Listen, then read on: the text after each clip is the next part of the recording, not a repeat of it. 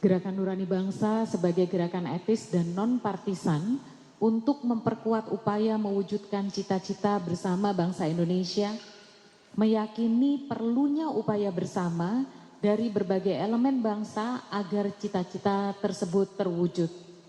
Melihat latar belakang di atas dan kondisi saat ini, serta harapan akan Indonesia yang lebih baik, Gerakan Nurani Bangsa menyampaikan pesan sebagai berikut.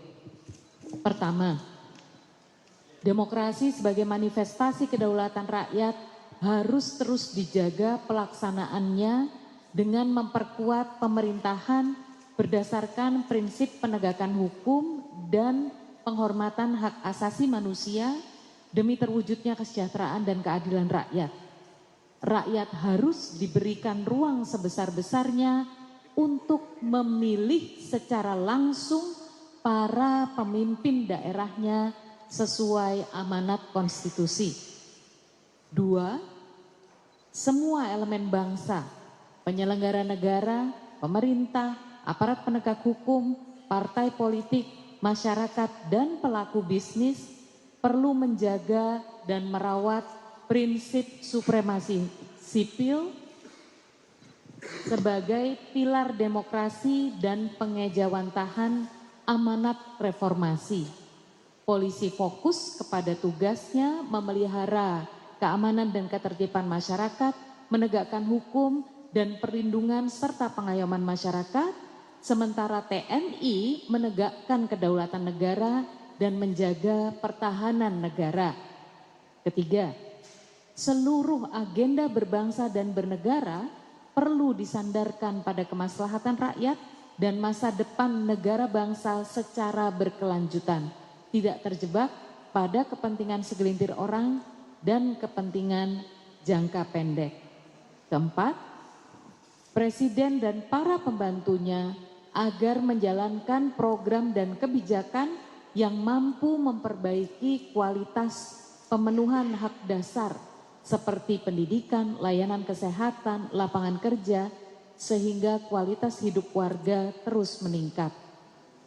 Pesan kelima, Presiden dan pembantunya harus memastikan terjaganya kekayaan dan kelestarian alam Indonesia melalui kebijakan yang berorientasi meningkatnya daya dukung lingkungan yang ada, serta menindak tegas semua pihak yang merusak alam berdasarkan hukum yang berlaku.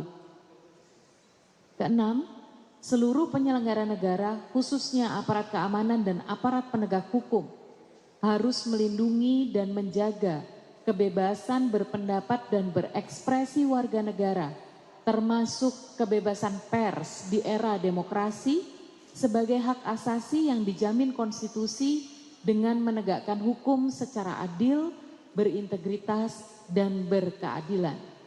Ketujuh, terkait situasi di Papua dan Aceh, semua pihak harus berorientasi membangun Papua dan Aceh yang damai, adil, dan setara sebagai bagian tidak terpisahkan dari Indonesia dengan tetap menjaga kekayaan alam dan lingkungan hidup serta ruang hidup warga berdasar nilai-nilai dan tradisi lokal. Dan pesan terakhir, semua penyelenggara negara menjadikan ajaran agama dan nilai-nilai kolektif bangsa yang terumuskan dalam Undang-Undang Dasar 1945 dan Pancasila sebagai landasan bertindak sekaligus orientasi hidup dalam mengemban amanah bangsa. Dengan kesadaran kolektif, komitmen bersama, dan itikat baik untuk selalu memperbaiki kehidupan bangsa, semoga semua kita senantiasa dalam rahmat dan berkat-Nya. Jakarta, 13 Januari 2026, Gerakan Nurani Bangsa. Ya, terima kasih Bu Omi, Pendeta Jeki, Bu Eri, dan Mbak Alisa atas pesan kebangsaan awal tahun 2026 Gerakan Nurani Bangsa. Untuk selanjutnya kami membuka kesempatan kepada para tokoh apabila mau memberikan poin-poin khusus penekanan apa yang